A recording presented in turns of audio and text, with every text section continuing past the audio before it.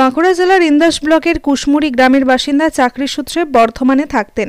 গতকাল একটি মর্মান্তিক দুর্ঘটনায় গুজরাতের সোমনাথ মন্দির দর্শন করে ফেরার পথে ডাম্পারের ধাক্কায় দেবব্রত মুখোপাধ্যায়, তার স্ত্রী, ছেলে সহ ওনার পরিবারের আরও দুজনের মৃত্যু হয়।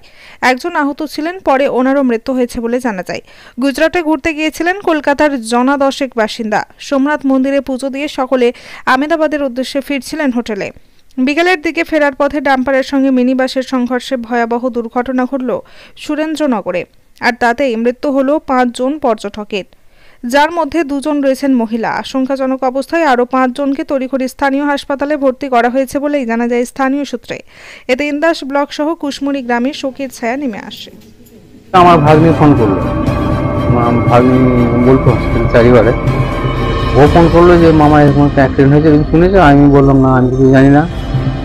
তারপরে এসে ওই নাম্বারটা করে আমি অন্য জায়গায় যোগাযোগ করলাম বা থানা থেকে যোগাযোগ করে আমি ডাক্তার আনি।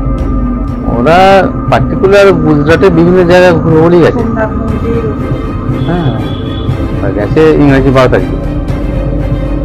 এখনো পর্যন্ত আমি কালকে রাত্রে যে খবর পেয়েছি 5 জন, ড্রাইভার সমেত করে 6 জন ছিল, আজকে আবার 1 জন ছিল। আমার ভাইপো আর ভাই স্ত্রী।